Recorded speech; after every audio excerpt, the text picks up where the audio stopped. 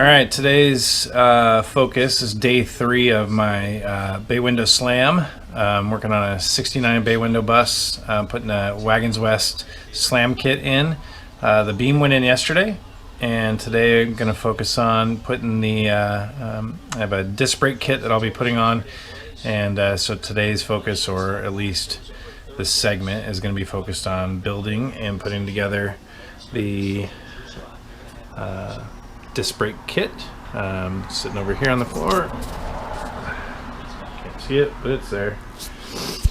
So put that together today. I'll time lapse this.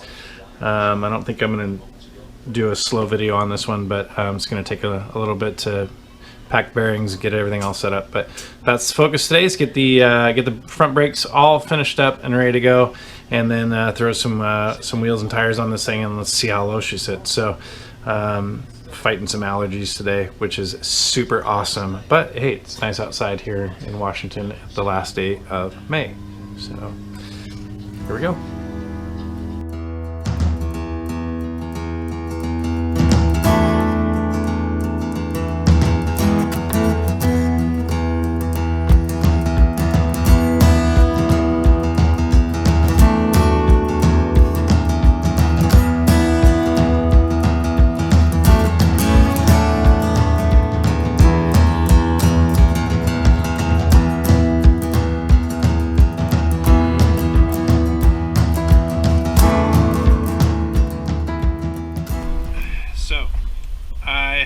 The actual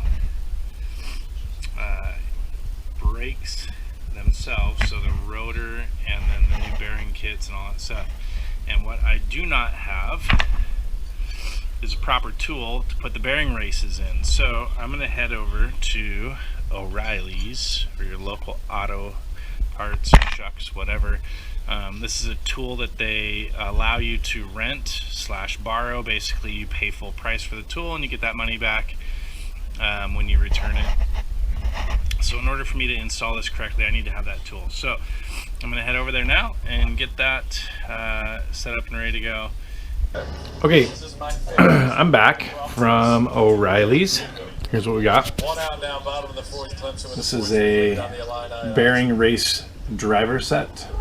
And essentially how this is going to work, if you've never used one of these before, is you've got your brake rotor and an inner race for your bearing, and you cannot put that in by hand, so you need a tool to do that. So you need to find the right size that fits. This one fits inside the race. Okay. So that's going to go like that. If you don't want too small and you don't want too big, you want the right size. And what we're going to do is we're going to take this and place on top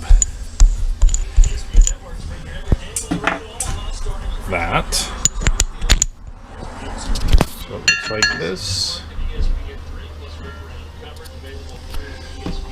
Put the screw back in.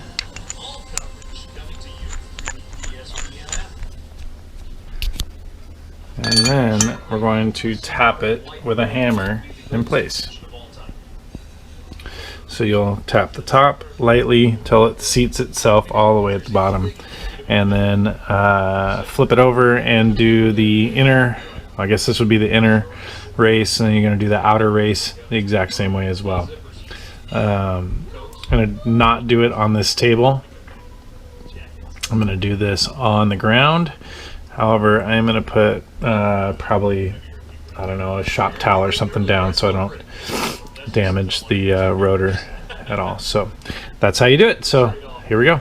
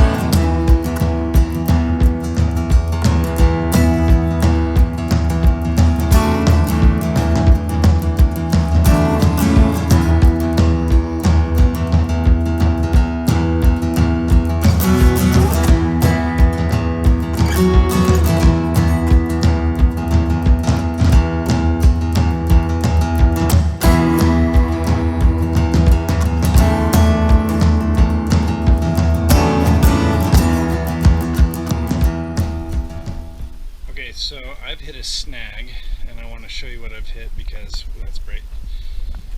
It's a pretty big snag here. So I'm trying to put these disc brakes on, and the kit that I have doesn't adapt well to the WagensWest drop spindles. So I had these all set up, just kind of mocked up, and come to find out that I don't have it mocked up correctly. So let me show you. I've taken apart everything that I had already assembled, and there is, I don't know if you can see that very well, but there's a ledge on that mounting bracket, and I had it set up to where the ledge came inside. But of course, when I went to go put the rotor on, it doesn't fit right. So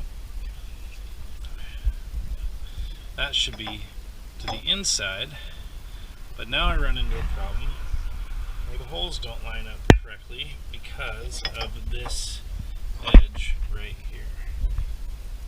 So I don't know what to do here. I'm not sure if I should shave that edge down so I can have this mounting bracket flush, or adjust the mounting bracket. So kind of stuck. I guess you'll figure out what I have to do when I figure out what I have to do. So there you go. Okay, so here's what I've decided to do for now until I do a little bit more research on this disc brake kit.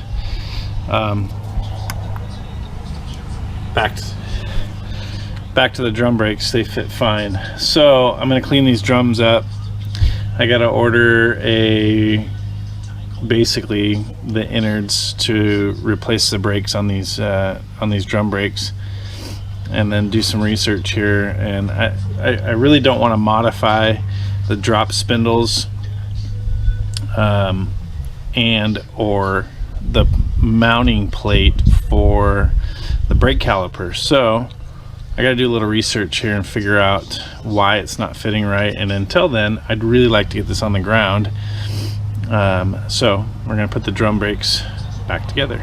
So that's the next step for me. Okay, change of plans again.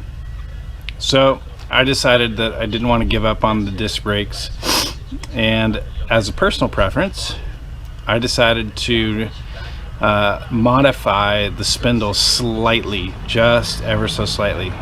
If you're watching this video, you assume all liability if you do this, because I have no idea what the impact will be, but I kind of have a funny feeling it is going to be very minimal. So what I did is this edge right here, I just knocked it down slightly, and I've already painted it so you can't really tell, but I've knocked that edge down just slightly so the bracket will sit flush the correct way. So I've test fit it and it fits great, and that's what I'm going with. So again, if you choose to do this, you are assuming all liability, but I literally knocked down, I mean, just maybe 1/8 of an inch, not even probably that, just enough to get that bracket to fit flush. So that seems to do the trick. So I'm going to put these brakes together and we should be ready to rock and roll. So I feel a little bit better about that. I'm assuming all liability. If for whatever reason that little edge has anything structural with it, I didn't even penetrate any of the welds or anything, so it's literally just knocking down that edge. And yeah, so that's what I'm going with. Disc brakes up next, finally.